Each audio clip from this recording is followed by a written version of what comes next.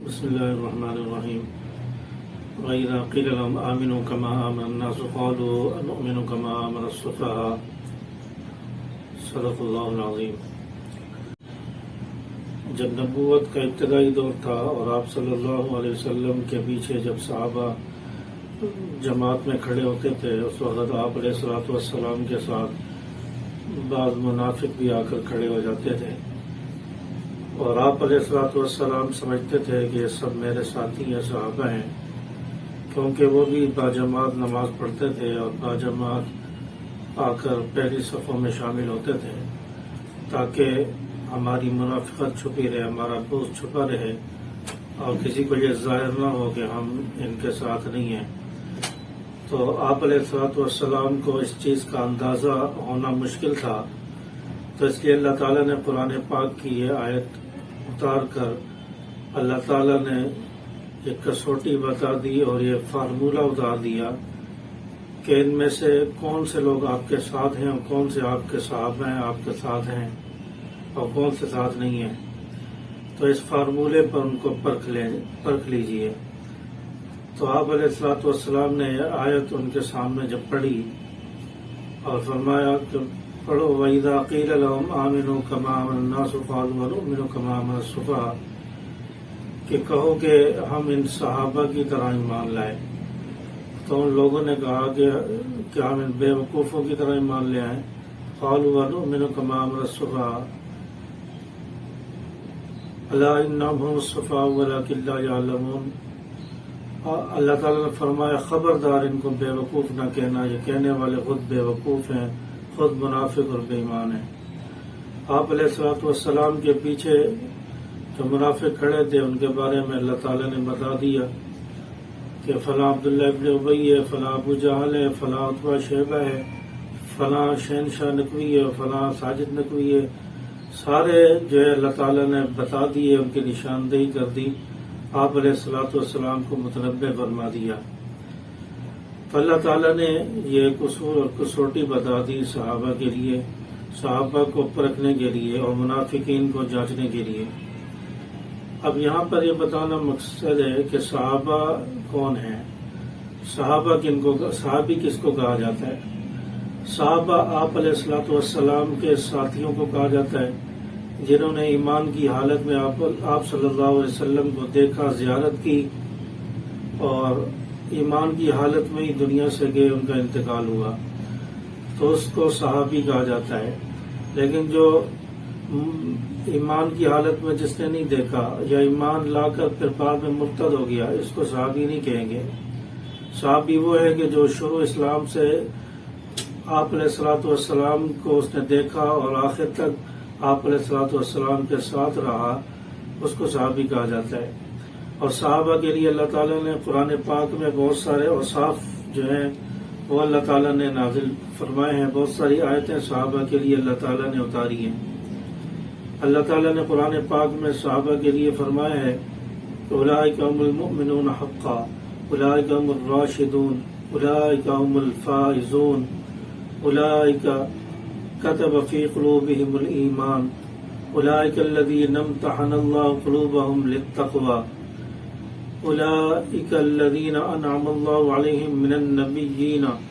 والصدیقین والشہداء والصالحین۔ اللہ تعالیٰ نے یہ آیتیں نازل فرمائی اور پھر سورۃ فتح کے اندر اللہ تعالیٰ نے صحابہ کی اوصاف بتا دیے، صحابہ کی صفات بیان فرما دی۔ محمد الرسول اللہ والذین معہ اشداء علی الکفار رحماء بینہم، آپس میں رحم دل اور کفار پہ سخت ہیں۔ تراہم رکعا سجدا، ان کے رکوع اور سجود کا تذکرہ اللہ نے کیا۔ یبتغون فضلا من اللہ ورضوانا، سیماہم فی وجوہہم من اثر السجود، ذلک مثلہم فی التوراۃ ومثلہم فی الانجیل، ان کے تذکرے تورات اور انجیل میں بھی اللہ نے ذکر فرمایا۔ ذلك مثلهم في التوراة ومثلهم في الإنجيل كزرع أخرج شطأه فآزره فاستغلظ فاستوى على سوقه يعجب الزراع ليغيظ بهم الكفار،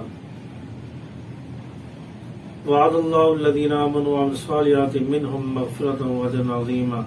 اللہ تعالیٰ وہ اعمال صالحہ کرنے والے بھی ہیں، اور اللہ تعالیٰ نے ان کی مغفرت بھی کر دی، ان کے لیے اجر عظیم اللہ نے رکھا ہے۔ یہ اوصاف اللہ تعالیٰ نے بیان فرمائے۔ تو اللہ تعالیٰ نے ان کی رضا کے لیے ایک اور تمغہ بھی ان کو عطا فرمایا، رضی اللہ عنہم ورضوا عنہ، میں ان سے راضی، وہ مجھ سے راضی ہیں۔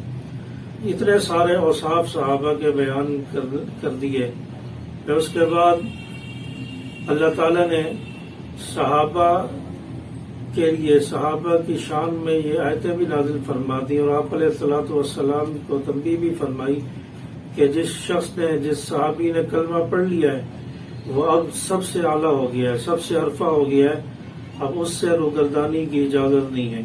اب اس کو زیادہ توجہ دینی ہے، اس کی بات زیادہ سننی ہے۔ آپ علیہ الصلوۃ والسلام ایک مرتبہ کفار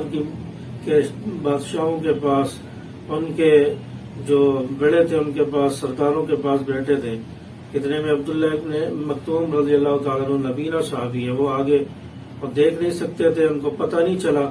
کہ آپ علیہ الصلوۃ والسلام کس کے پاس بیٹھے ہیں۔ وہ آواز دینے لگے، یا رسول اللہ، یا رسول اللہ۔ آپ صلی اللہ علیہ وسلم نے ان کو تھوڑا ڈانٹا اور کہا کہ پتہ نہیں میں کس کے پاس بیٹھا ہوں، میرے پاس کفار بیٹھے ہیں، ان سے گفتگو میں مشغول ہوں،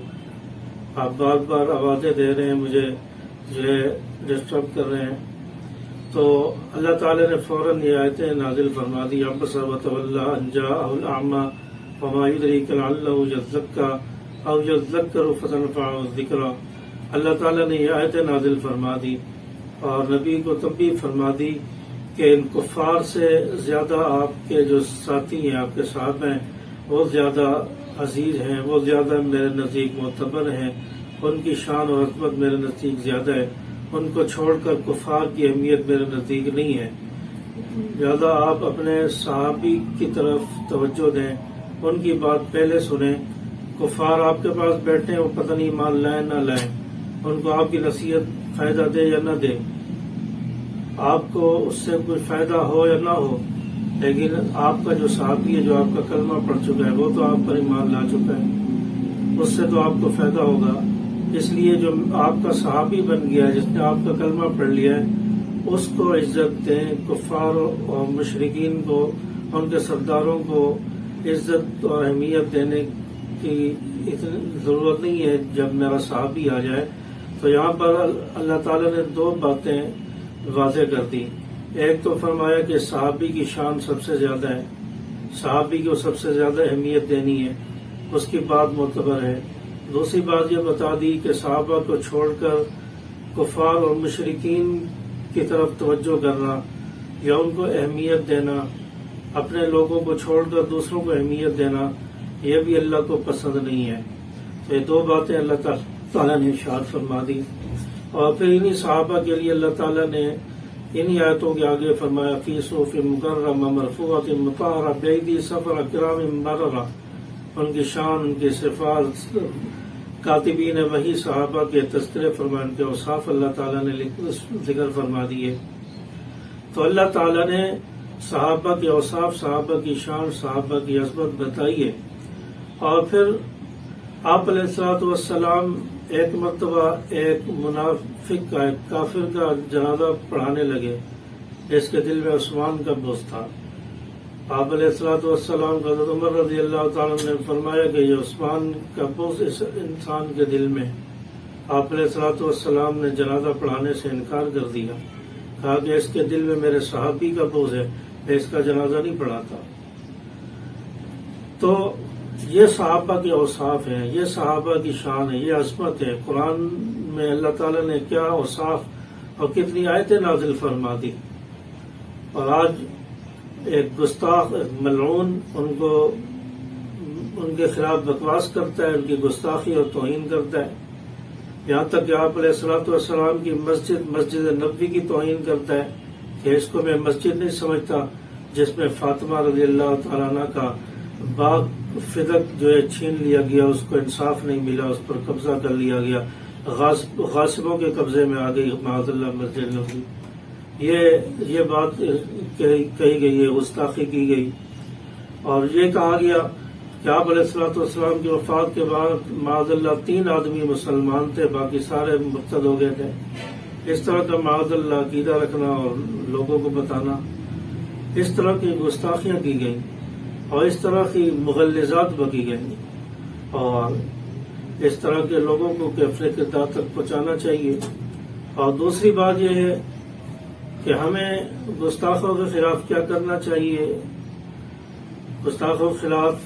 میدان عمل میں نکلنا چاہیے، اور الحمدللہ نکلے ہوئے بھی ہیں۔ اور عوام الناس کو چاہیے کہ ایسے لوگوں کے ساتھ تعلقات نہ رکھیں، ایسے لوگوں کے ساتھ اٹھنا بیٹھنا، ان سے دوستی ختم کریں۔ اور جہاں پر سوشل میڈیا پر گستاخانہ الفاظ، گستاخانہ مواد نشر ہو، کوئی میسج نشر ہوتا ہے، اس آئی ڈی کو نوٹ کر کے اس کو بلاک کروایا جائے، اس کو بلاک کروا کر اس آئی ڈی کو بند کروایا جائے، اور ایسے شخص کے خلاف قانونی کارروائی کی جائے۔ اور جو لوگ یہ مشن اور اس کاز کے لیے کام کر رہے ہیں اور اس کے لیے عملی جدوجہد کر رہے ہیں، ان کے ساتھ تعاون کرنا چاہیے، افرادی قوت ہو، مالی طاقت ہو، مالی تعاون ہو، یہ سب ان کے ساتھ کرنا چاہیے،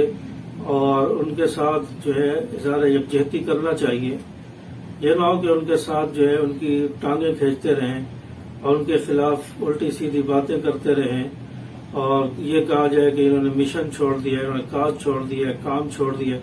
انہوں نے چھوڑ دیا ہے تو جو اعتراض کر رہا ہے، جو کہہ رہا ہے مشن چھوڑ دیا، تو وہ یہ کام کر لیں، وہ آگے بڑھیں، وہ آگے بڑھ کر یہ کام دیں اور مشن وہی والا اپنائیں، نعرہ وہی لگائیں، پھر ہم آپ کے پیچھے چلیں گے، آپ کی عادت سنبھالیں۔ اور ایک ابھی بہت بڑے عالم نے یہ بات کہی ہے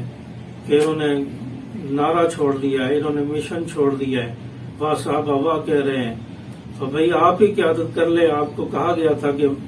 آپ علماء کمیٹی کی قیادت سنبھالیں، آپ نے کیوں نہیں سنبھالی؟ اعتراض کی بجائے خود آپ آگے بڑھیں۔ علامہ غازی اورنگزیب فاروقی صاحب نے بھی کہا کہ آپ علماء کمیٹی کی قیادت سنبھالیں، لیکن آپ نے نہیں سنبھالی، تو اب اعتراض کرنے کی بجائے تعاون کرنا چاہیے، ساتھ دینا چاہیے، ورنہ خود جو قیادت سنبھالی جائے۔ اور اس کے علاوہ بہت سارے لوگ اعتراض کر رہے ہیں، اور جو لوگ اعتراض کر رہے ہیں ان کے اسٹیج سے آج تک یہ نعرہ نہیں لگا،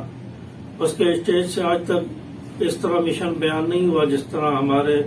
اسٹیجوں سے بیان ہوتا ہے، اہل سنت کے اسٹیجوں سے، جس طرح علامہ اورنگزیب فاروقی صاحب کی گفتگو ہوتی ہے اور دیگر قائدین، علامہ تاج محمد انفی، مولانا رب نواز انفی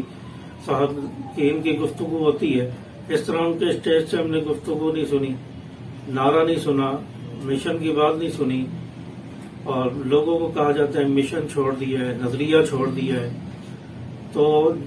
ان ساری چیزوں سے ہٹ کر ہم نے صرف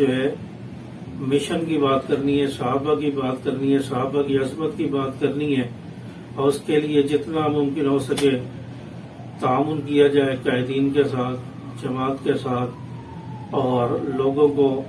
متنفر نہ کیا جائے، عوام کو متنفر نہ کیا جائے، اور صحابہ کی عظمت کا ڈنکا پوری دنیا میں چوک چوراہے میں بجا دیا جائے، صحابہ کی شان اور منقبت بیان کی جائے، اور صحابہ کے ڈنکے پوری دنیا میں انشاءاللہ پھیل جائیں، اور دشمن اپنی موت آپ مر جائے گا۔ اللہ تبارک و تعالیٰ میں سمجھ عمل کی توفیق عطا فرمائے۔